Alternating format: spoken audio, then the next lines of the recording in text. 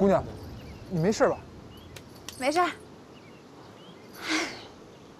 不用法力，确实有点费劲。姑娘，这绝晓峰岩壁陡峭，据说没人上去过，你何必为难自己呢？因为啊，我要重烧覆水。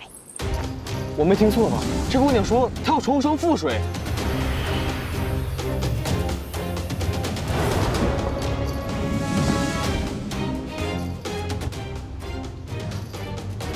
不能用法术。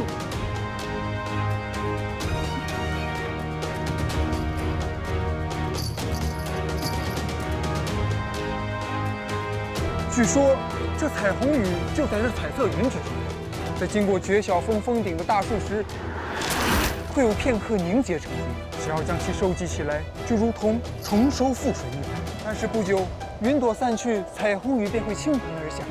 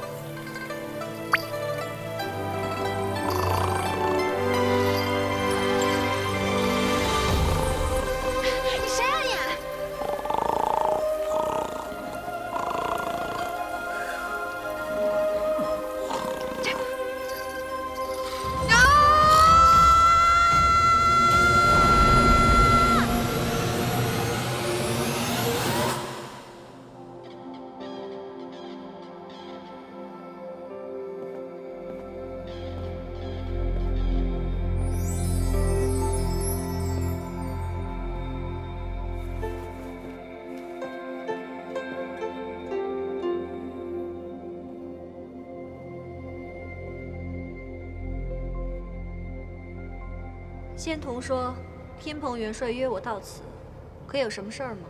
天庭这么大，仙子却偏偏走进了我城堡的地方。不是你让我来的吗？你这磨人的小妖精，总是这么聪明。我可是仙子，你居然拿我跟妖精相提并论。 听说你最近酷爱鉴赏名剑，对啊，这是我从品鉴堂精挑细选出来的10把名剑。今天你不看完，不许回家。要是没什么事儿的话，我就走了。哎，干嘛呀？给个面子，多少看一眼再走啊！哎，仙子。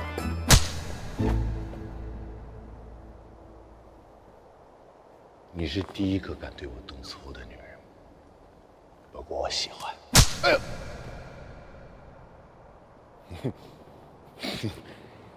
你成功的引起了我的注意。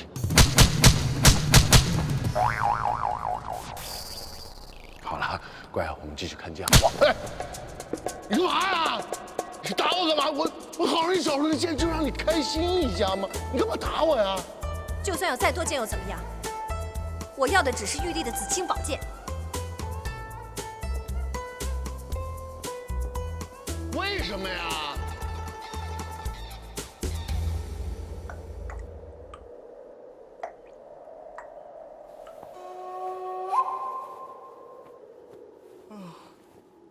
我这是在哪儿啊？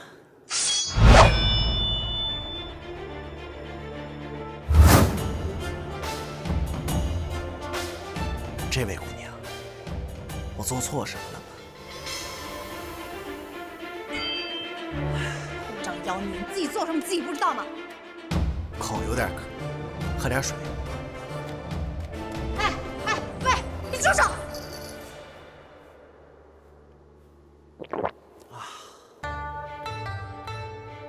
你也要喝？我杀了你！等一下，等一下，姑娘，我知道我一定做错了什么事情，但是请你告诉我，我一定会负责的。负责？我昨天好不容易登上绝晓峰，我准备利用彩虹雨来覆水重收，结果呢，你这么一只大猴子天上掉下来，把水全都弄洒了。我今天早上好不容易又采集了露水，准备再次覆水重收，你给我把它喝了。就这些？就这些？你还想要什么呀？我懂了，我懂了。就是说，因为我坏了你的大事，那你说怎么补偿吧？补偿？覆水难收，我好不容易想到办法完成这件事，结果你呢，连续给我捣乱。好了，现在我完不成3个难题了，我也得不到紫青宝剑，你说怎么补偿？什么3个难题？什么紫青宝剑？手翻台一只妖猴，你怎么可能知道紫青宝剑的秘密？那你倒是说啊！我大圣无所不能，何况3个难题了。休。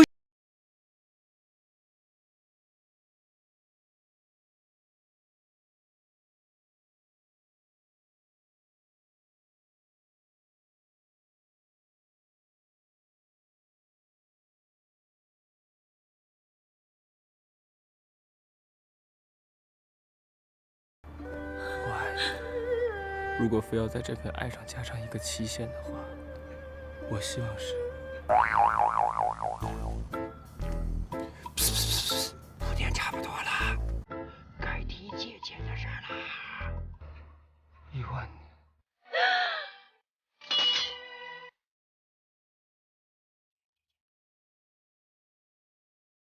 别说话，吻我。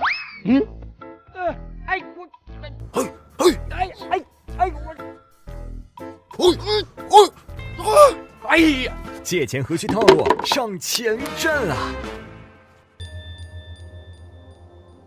原来你这么费尽心思的酿造仙酒，是为了跟玉帝交换紫青宝剑？没错，紫青宝剑能辨真情，虽然只是传说，我也想试一试。你想问什么呀？我只是想问，我是不是只能永远独居在清冷的月宫，再也遇不到我的真爱之人了？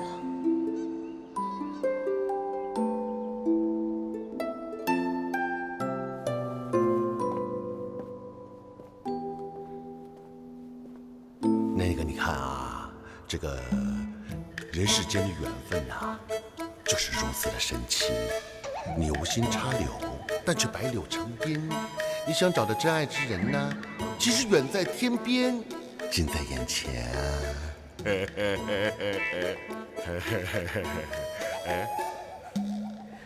你说你是真爱之人，我可不信。更要把紫青宝剑找来验证你一下了。还验证什么呀？这是怎么验证啊？哎，再说，你现在仙酒都没了，你拿什么跟玉帝换啊？你说的也没错，你我虽然都是神仙，但也无法让时光倒流，还说什么真爱呀？大家都是神仙，所以才般配啊！仙子，你再考虑考虑。哎，仙子，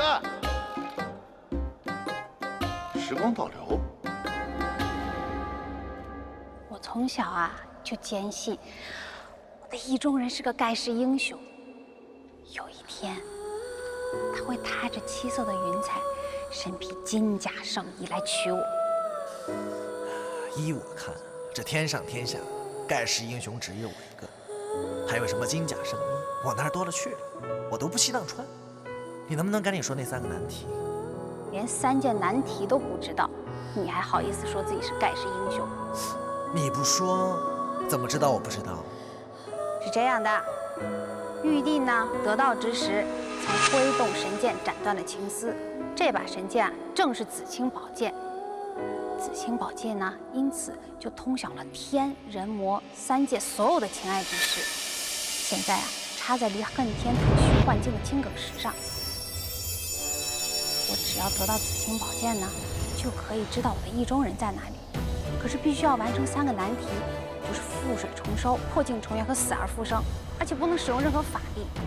哎，总之啊，只要是完成了这3件难题，我就可以知道我的盖世英雄在哪了。等会儿，你说什么？完成这3件难题，我就可以知道我的盖世英雄在哪里。不是这句。3件难题，覆水重收、破镜重圆和死而复生，也不是这句。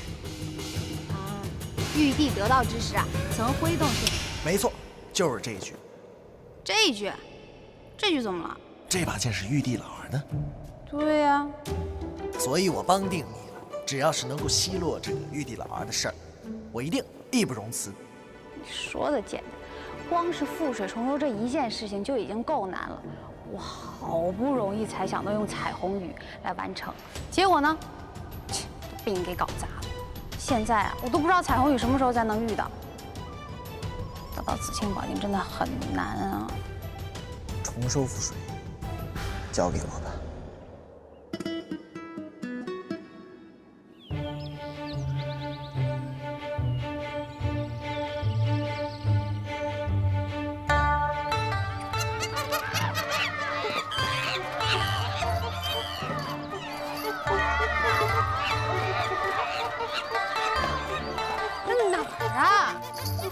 我家花果山呢？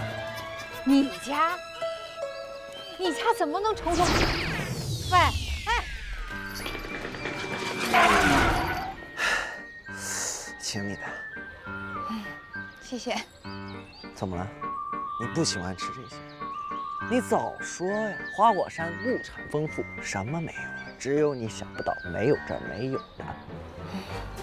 我早该想到了。你就是一只猴子，你怎么会明白我说那些呢？好啦，你现在也回家了，我该去做我自己想做的事情了啊。不就是覆水重收吗？有什么难的呀？跟我来。喂。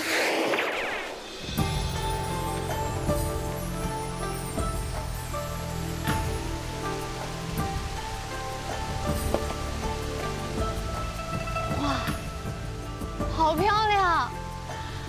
你是说这儿可以重收覆水啊？没错。唉，不愧是个傻猴子。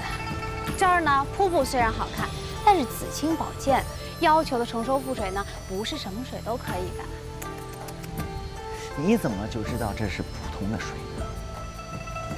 你看这个瀑布的造型，每天哗哗哗的往下流。像不像是有人在上面往下倒，每一滴都不会重复？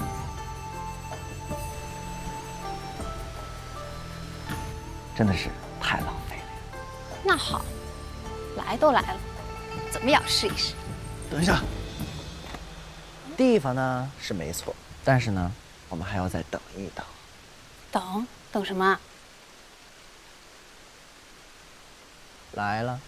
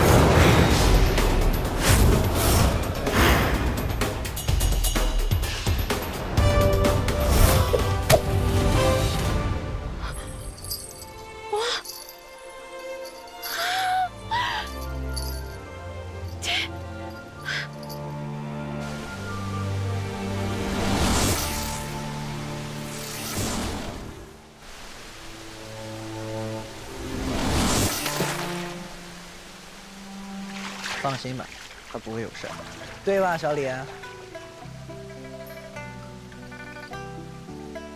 哎，我听说啊，天界的龙门呢，每年会在特定的时候开启。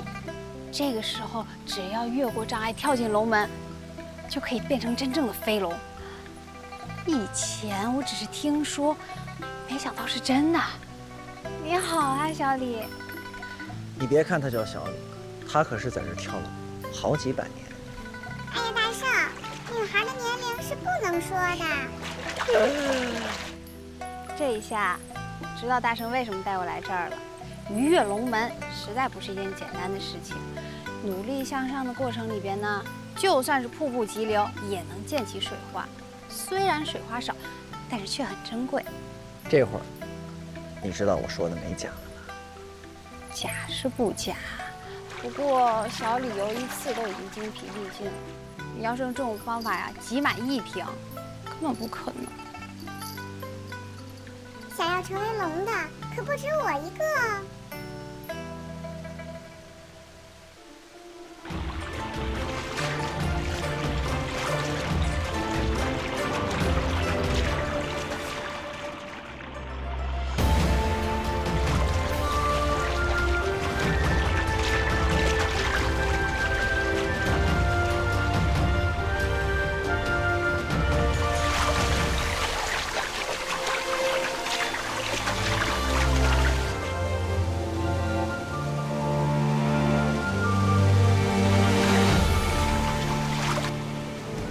现在看你的了。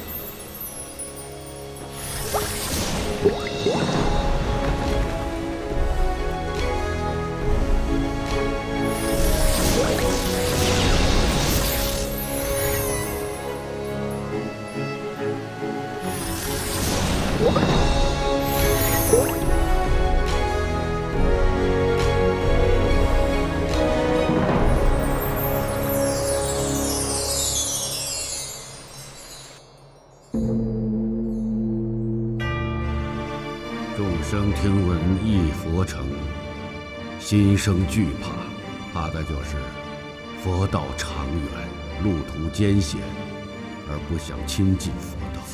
想要彻悟成佛，只有用大无畏的精神和勇气。一切众生从无始来，迷己为悟，失于本心。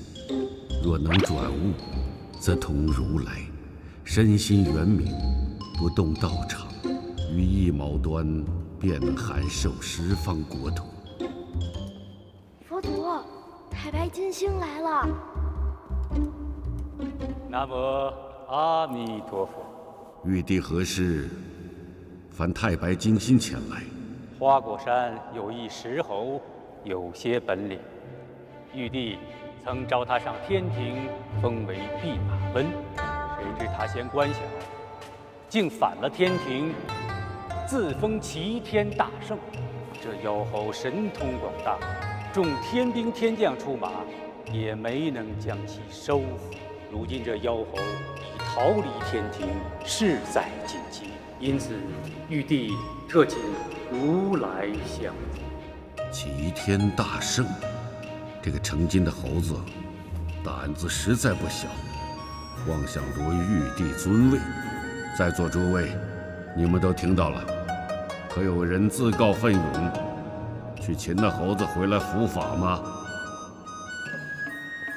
谁去也合适呢？此人选也要谨慎啊！此去必须将妖猴一举拿下才行。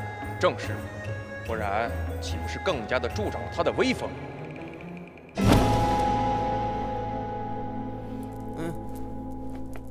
阿弥陀佛，其实睡觉也是一种修行。这位是我的二弟子金蝉子。阿弥陀佛。既然如此，捉拿妖猴的任务就交给他吧。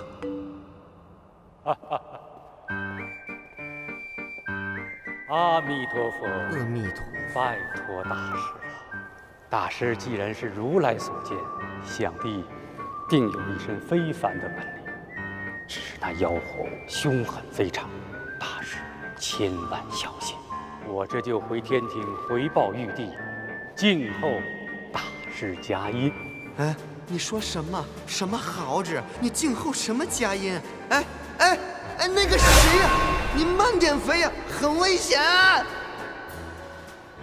师傅，刚才弟子在修行，没有听清楚你们在聊些什么，可不可以再重复一遍？金蝉子，你速去速回，让那猴子趁早皈依我佛，莫要一错再错。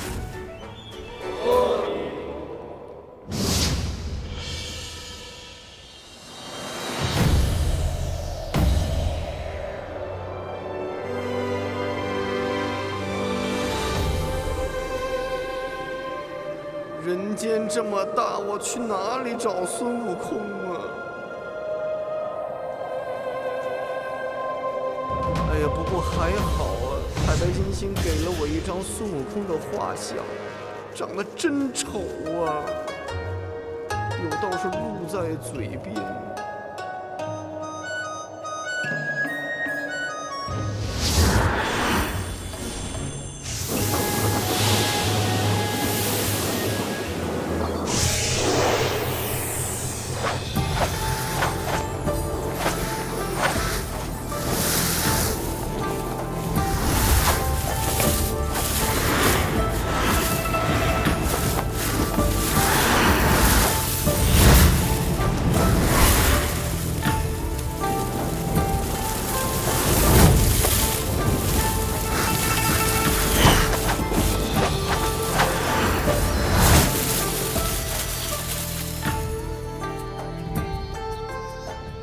呀，还是挺干净的嘛。尊者好。仙子辛苦了，这是您和紫霞仙子这几天的薪水。尊者太客气了，我与紫霞此来为的是修行，怎么能拿薪水呢？仙子，是我措辞不准确，不应该是薪水，只是些补给。那就谢谢佛祖了。请问这是我跟紫霞2个人的吗？是的，这是2位打扫长廊的记录，可以依此分发补给。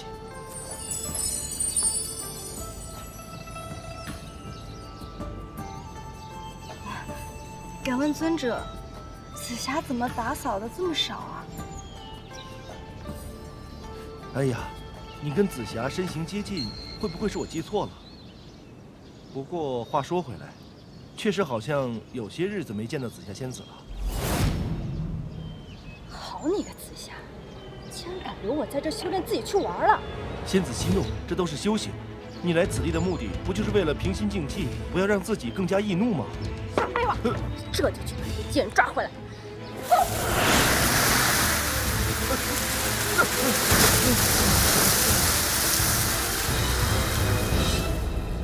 所以，现在又要重新开始打扫了吗？可是钱你已经……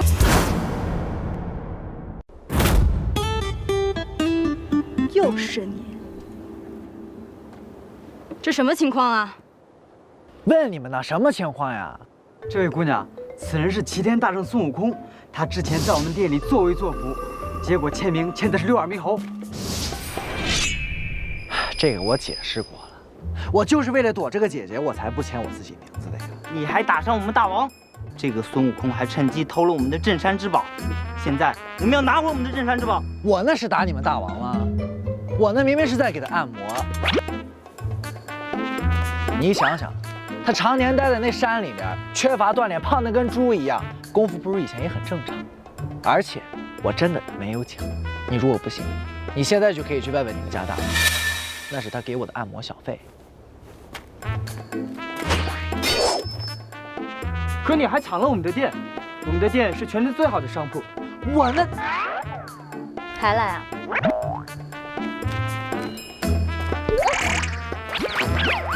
你那个武器我拿去给你保养了，你知不知道？强词夺理！那我不讲道理，骗子，骗子！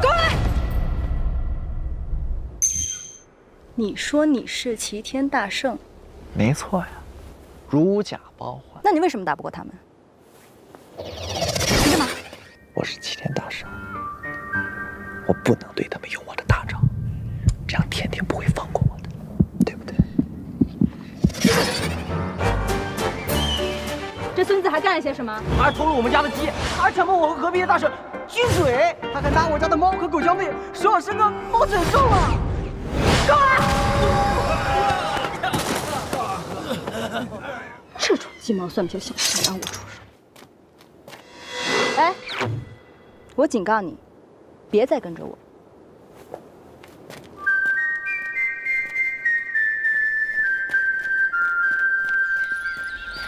哎，要是按照老侯爷爷说的，我们可以根据兰花王开花前分泌的兰膏来粘合岁镜，但是呢，就是不知道这个兰花王到底什么时候开花，我们能不能赶得上？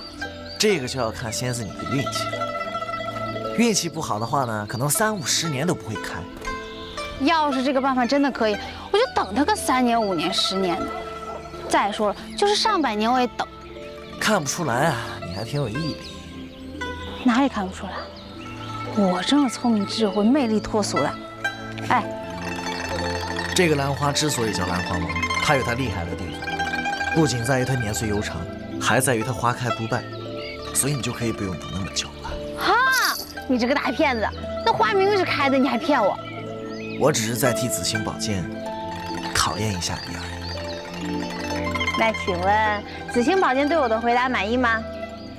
非常满意。走，采花去。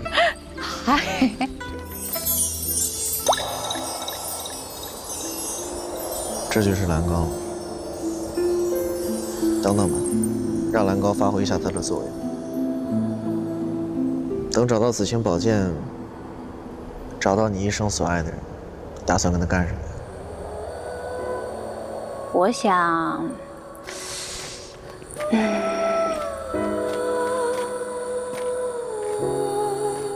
我想跟他去最美的地方，看最美的风景。花果山就很美啊。嗯，我会带他来这里的。哇，真的好了！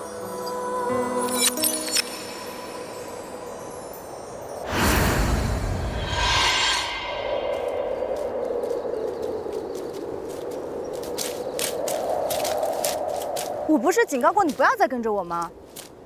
我不跟着你，怎么会安全呢？啊？我不跟着你，怎么会安心呢？有什么不安心的？我就是要一直看着你。看着我？你谁派来的？为什么要跟着我？你到底有什么目的？你先别发火，也别生气，你听我说，因为我喜欢你。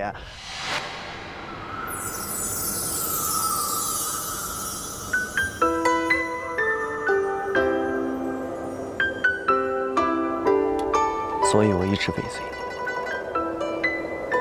但是我却找不到接近你的办法，于是我就到处捣乱，目的就是为了引起你对我的注意。我知道这样做很唐突，我本来一辈子都不想告诉你的，但是没办法，我已经来不及了。现在如果你想杀了我的话，那正好。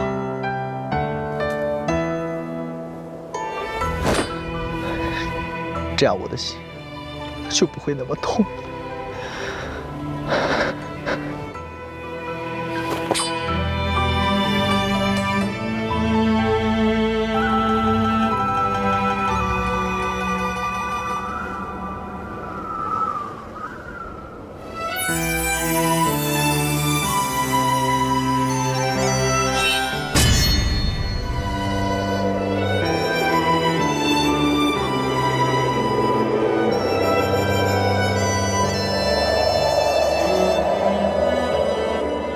这兰花王一点用都没有，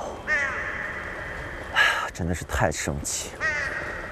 亏我跟他做了这么久的邻居，我现在就要把他拔了。哎，没事儿的。虽然啊，这期望很高，可是我也不是没做好失败的准备啊。而且我们这是第一次尝试嘛，失败了也不奇怪呀。不然那么容易完成的话，哪能算得上是难题啊？啊？你你看看你那个失望的眼神，你怎么比我还要难受？哎，放心啦，这一点小的打击啊，对我来说算不上什么，只会让我更努力、更坚强。大王，不好了！大王，不好了！什么事儿？我们抓了一个。我兄弟找我有点事儿，我先跟他去计划一下。走。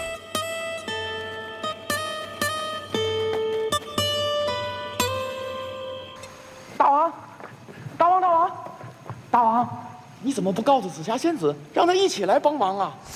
什么情况都没搞清楚，帮什么忙？你现在赶紧告诉我什么事儿啊？就是我们捉住一个从天上下来的神仙，站在云上边，咻，这样下来的。是玉帝派来的天兵天将？不知道，他就一个人下来就问大王你人在哪儿？我们当然不能说了，所以就出手把他抓了。你当我傻啊？神仙怎么可能那么容易就让你们给抓了？大王，我可没撒谎啊！为了以防万一，我们在这里设了好几层的陷阱呢。谁知道后边的还没用上呢，他就被抓了。这么说，他还挺弱的，这么容易就被你们抓了。大王有所不知啊，这个神仙虽然一副弱鸡的样子，可是兄弟们都快要被他逼疯了。逼疯？为什么呀？捉住他以后，我们就把他关在牢房里审问。你叫什么名字？我跟你说过了，我是如来座下第二弟子，我叫金蝉子。这是什么地方啊？来，现在是我们审问你，你凭什么提问题？哎呀，这位豪兄啊，你这样说呢就不对的了。刚才我已经回答了你的问题了，现在呢是我提问的时间呢。我提问的时间你不让我问问题呢，就是你不对了。人和豪之间呢也是讲究互爱互信的，如果没有互爱互信的话呢，就不公平了。不公平，大家都不开心了，不开心了，生活里面就会出现很多不愉快的小插曲了。比如说，现在你想问我问题呢，我就不是很愿意回答你了。为什么我好想揍他呀？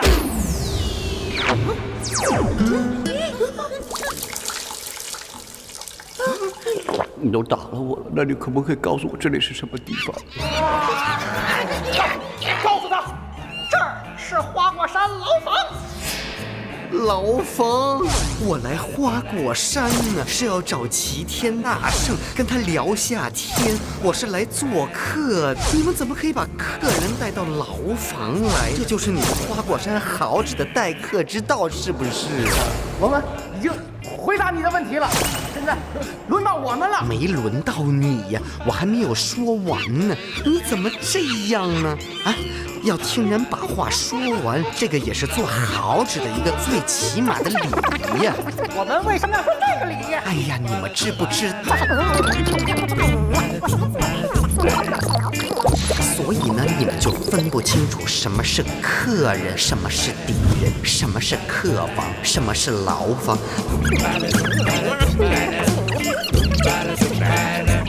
为什么他讲话，你打架？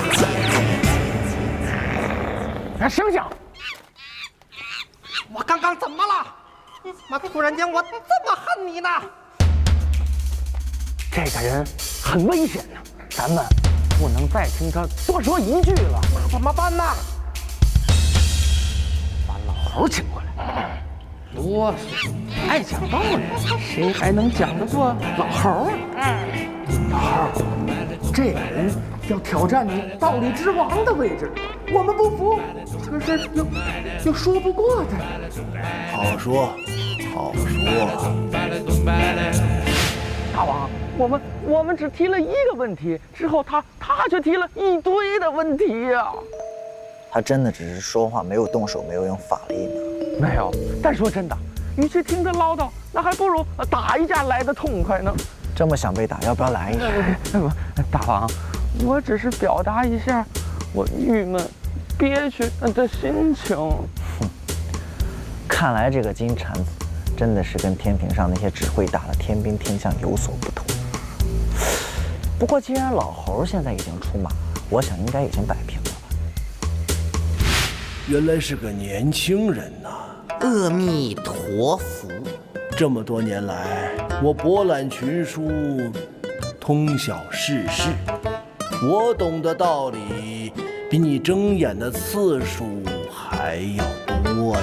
这位老先生啊，其实呢，我对您的这个见解呢，还是有一点点意见的。我觉得一个人呢，懂得道理的多与少呢，不能够根据他的年龄，还有他读了多少书来判断的。因为呢，这是天然不公开的了。虽然没有过多说，你知道什么可为？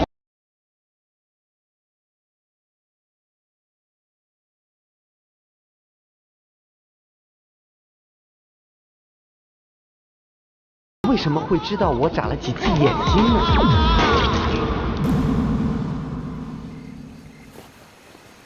大王，大王，快去看看老猴吧，老猴他死了。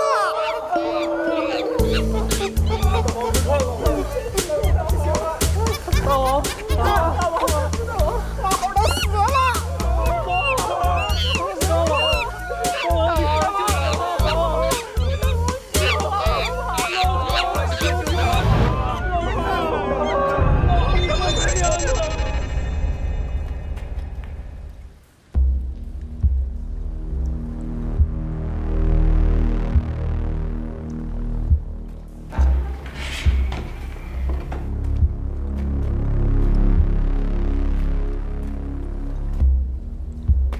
哇，诶，这位小兄弟，我们未曾见过，你长得也是很有个性。都说你很啰嗦，果然开口不反呢。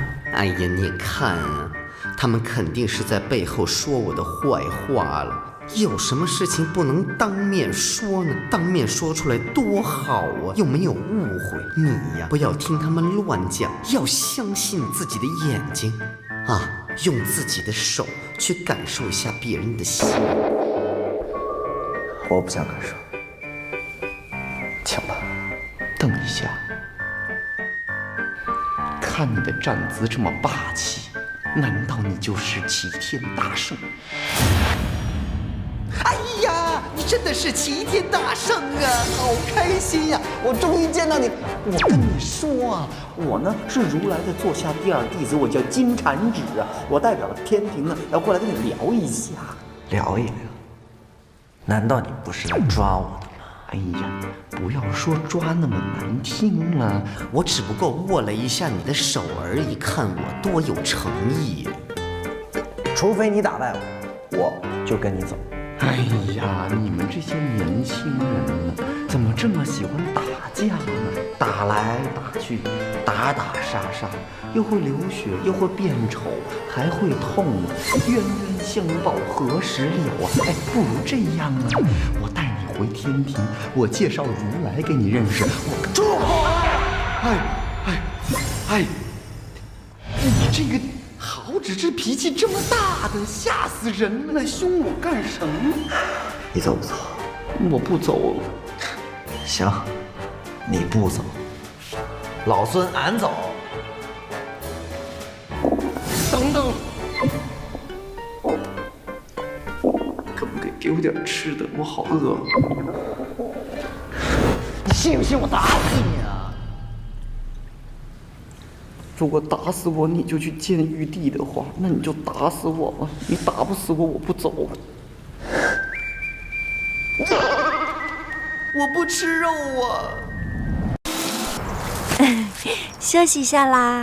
二位姑娘真是很有眼力，这金箍棒可是孙悟空的贴身之物，可大可小，颇为抢手。老板，80两我要了。成交。老板，80两我要了。等等，菠萝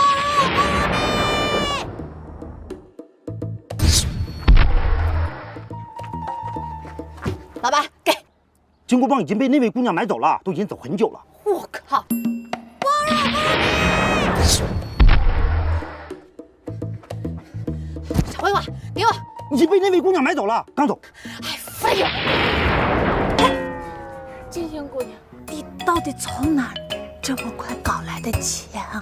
借款啊，就得找前站，急速审批，急速到账，就是快。借钱上前站。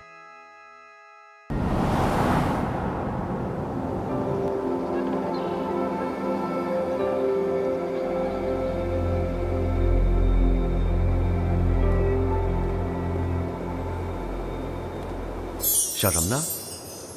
嗯，哎，上次没聊完啊，咱们继续聊聊啊！啊？哦，哎呀，常常，我说你这个人太没有情趣了，我都对你双臂动了，这个时候你该娇羞低头才对呀。我们再来一遍，来。就算是时光倒流，我也不会配合你的。那如果我真能让时光倒流？听说过月光宝盒？少来搞推销啊！这兔子掉毛的事儿我还没给你算账。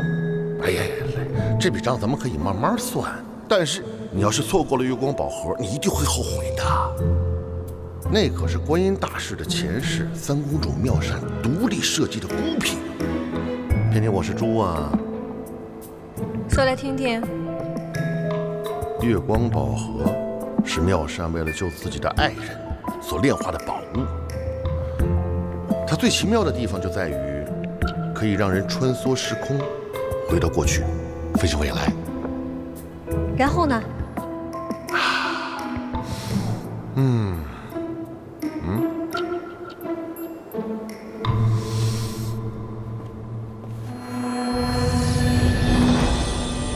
然后妙善经如来点化，历经千世轮回，最终修炼成看透世间一切苦恶的观世音菩萨。月光宝盒一度流落人间，引得世人争抢。问世间谁不曾有执念和遗憾？人人都想通过月光宝盒改变过去，奈何世间万事万物皆有因果，妄自更改，必定天下大乱。未免世人一错再错，观音决定寻回月光宝盒，并欲将其毁灭。怎么样？我渊博的样子是不是很帅？哎，你干嘛呀？你去哪儿啊？抢救月光宝盒。不是，你等我会儿。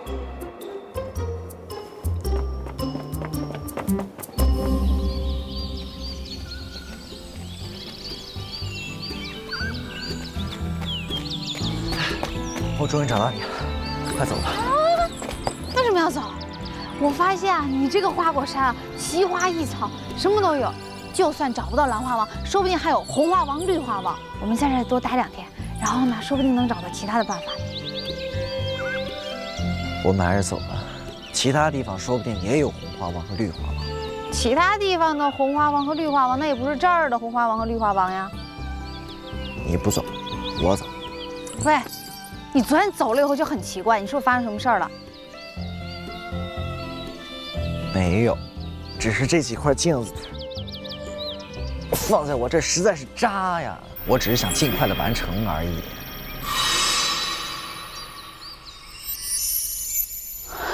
你昨天晚上干嘛了？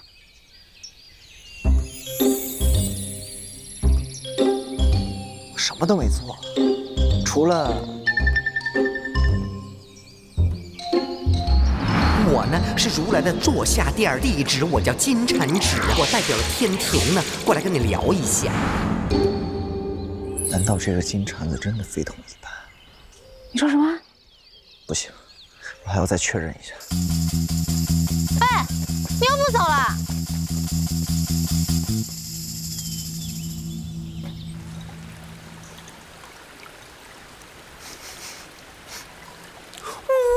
哇！我就知道你肯定不是一只绝情的好纸。我看你呢，算是个不错的神仙。所以我有几句话想要跟你讲。你说。我喝了玉帝老儿的酒，打了他所有的天兵天将，我还放话说要坐他的位置，所以，我现在跟天庭的关系呢，那就像这面镜子一样，破镜无法重圆。你叫什么来着？我是如来座下第二弟子，我叫金蝉子。金蝉子，如果你能够让这个破镜重圆的话，我就跟你回天庭负荆请罪。但是，我觉得这一定是不可能的。你是不是也觉得不可能啊？是不是？我让破镜重圆了，你就会去天庭负荆请罪啊？当然，一定。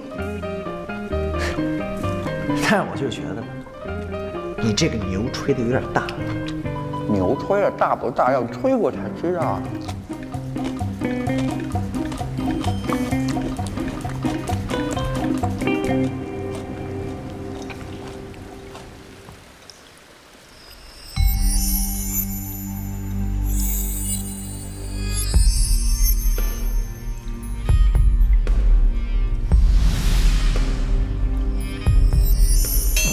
为什么你就会破了呢？是不是拿你的人不小心得了什么怪病，手容易抖啊？是不是吃的不好啊？然后就把你丢在地上了？哎呀，你也是很可怜呐！作为一个镜子破了，也是很让人心碎耶。你看你照出来脸都有2个。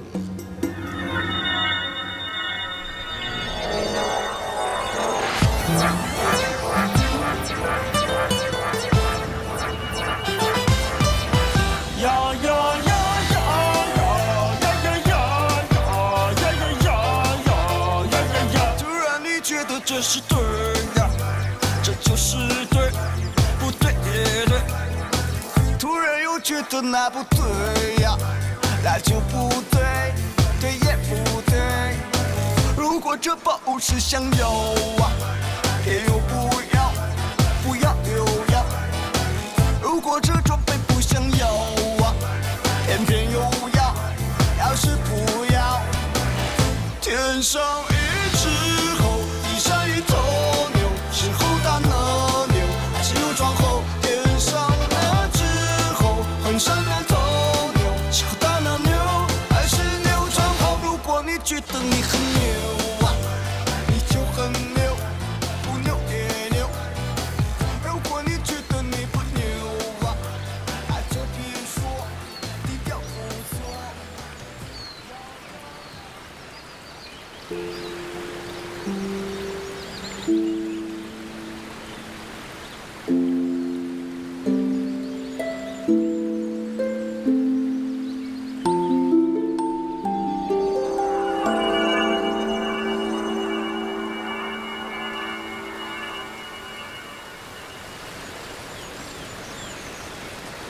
悟空，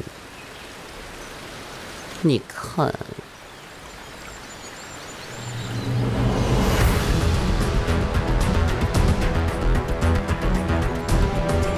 你真的做到了，我真的是大心眼佩服。阿弥陀佛，有话好好说，站起来再说。悟空，我们纠结镜子的事情已经纠结了好多天了，都没有好好的聊过天，不如我们聊一聊。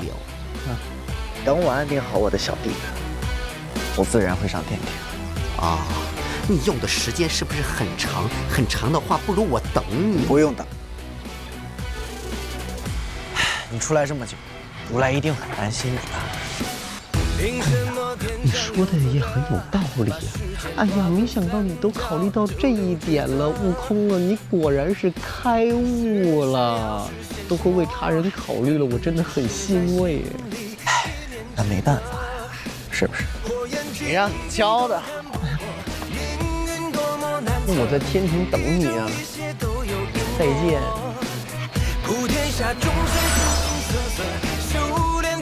再见。紫霞，你快来看，破镜重圆了！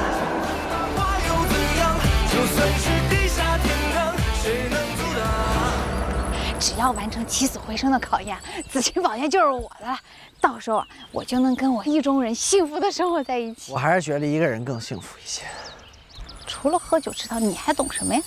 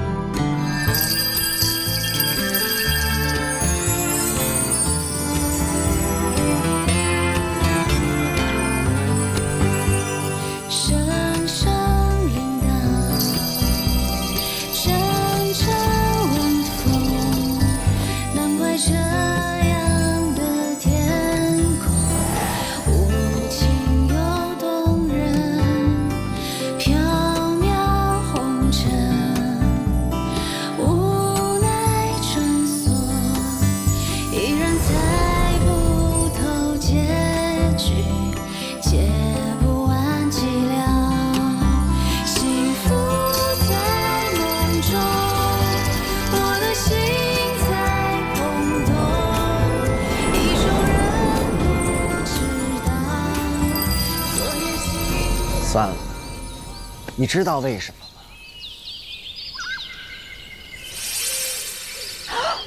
哦，花虽然落了，可是没有死啊，它只是把生命传递给了果实，所以不能算是死而复生。正确。啊，那怎么办啊？去镇里看看吧。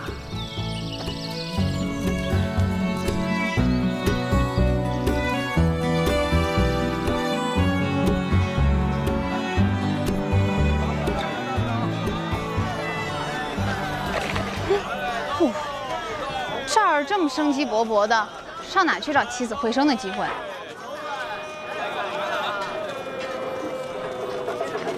哎，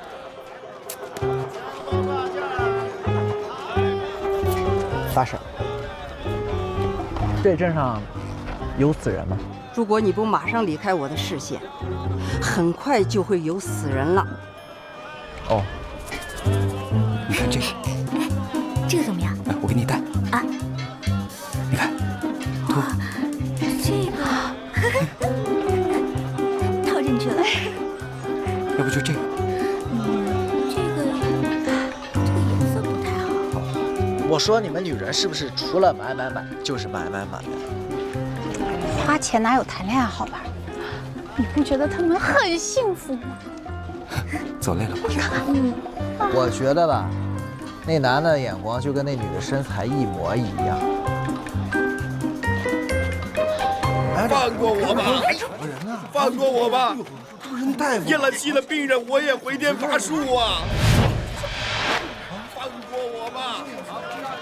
如果你能够让这个破镜重圆，我就跟你回天庭负荆请罪。又是你！你谁派来的？为什么要跟着我？你到底有什么目的？因为我喜欢你。听说过月光宝盒吗？它最奇妙的地方就在于可以让人穿梭时空，回到过去。少儿这么生机勃勃的，上哪去找起死回生的机会？放过我吧！验了气的病人，我也回天乏术啊！走，放过我吧！放过我吧！哎，你放过我呀！哎呀！你。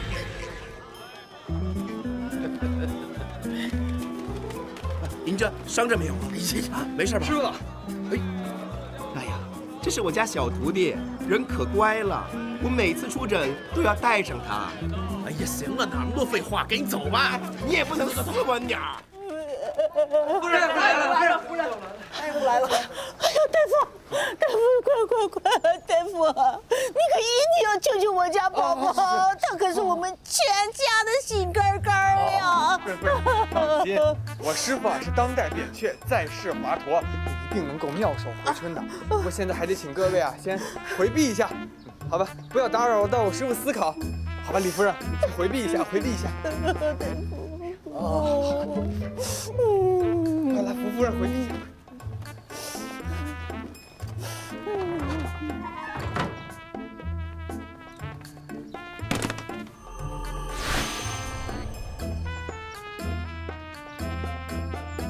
怎么样啊？已经死透了。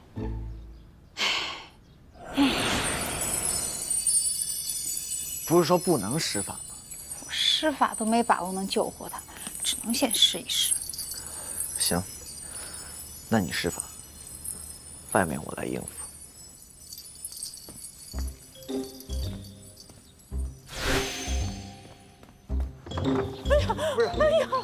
哎呀，大夫，我家宝宝怎么样了？在干嘛？你们到底行不行啊？不要急，不要闹，我师傅啊医术好，保准救回你家宝宝。可是你看啊，你一吵他一闹，气氛全都破坏掉，你家宝宝可要死翘翘了。哎呦，李夫人！夫人！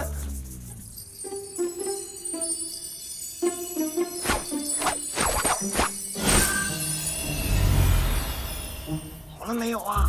没有啊，再帮我顶一会儿。夫人，您没事吧？哎呦，夫人，哎呀，我家宝宝怎么样了？是不是不行了呀？这位大妈，你看啊，这前后后啊过了才不到半炷香的时间，你未免有点太心急了吧？我知道啊，这等待的时间总是如此的漫长，不如我们先聊聊别的，转移一下注意力嘛。比如你喜欢的颜色是什么？你喜欢吃什么？你喜欢的歌星是谁嘛？粉丝，我报仇，仙女48人团。哎呦，看不出来，李夫人您还是很有少女心的嘛。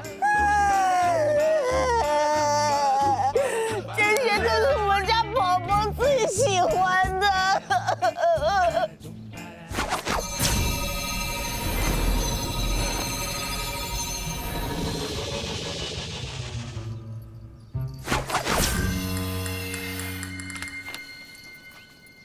夫人，这是我家宝宝给我画的肖像。我在我家宝宝心里是最美的，其实我也没有那么漂亮，是不是啊？还有，画的美啊！不行啊，这个家伙太美了。哎，你看呀，你看，这是我家宝宝的宝贝。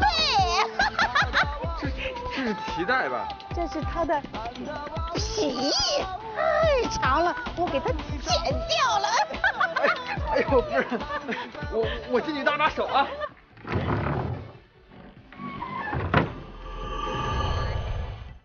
我受不了，走。我不想那么轻易放弃。那咱们何必在这死磕呢？外面有大把的机会，还没等你救活这个死胖子，我已经被他妈念死了。我的法术都无法让他起死回生，那别的就更没办法了。那就算了呀，找真心人真的对你那么重要？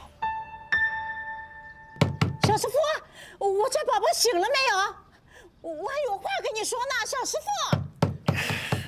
小师傅，这个死女人简直比金蝉子还要烦。算了，如果放弃的话，就代表我向玉帝老儿那个家伙认输。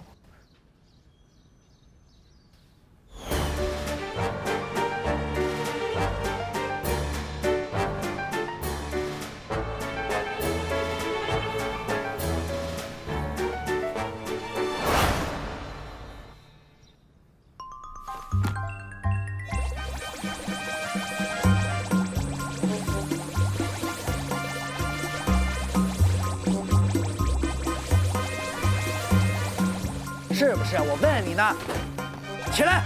啊！你们什么人？你们谁呀？滚！滚！哪来的神经病啊！滚！神经病！都怪你！你桃子师太都脑子长毛了吧？想出这么烂的法子！至少我们排除了一种方式。你走吧。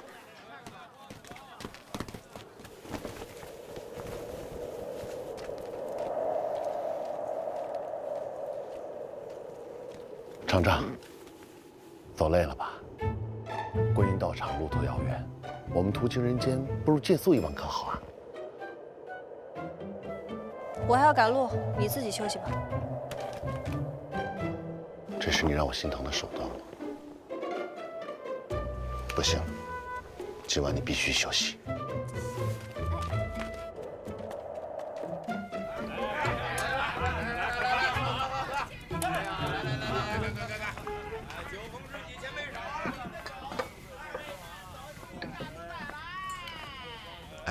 放心，只要是你想要的，我一定帮你拿到。现在你必须去睡美容觉。小二，天子1号房。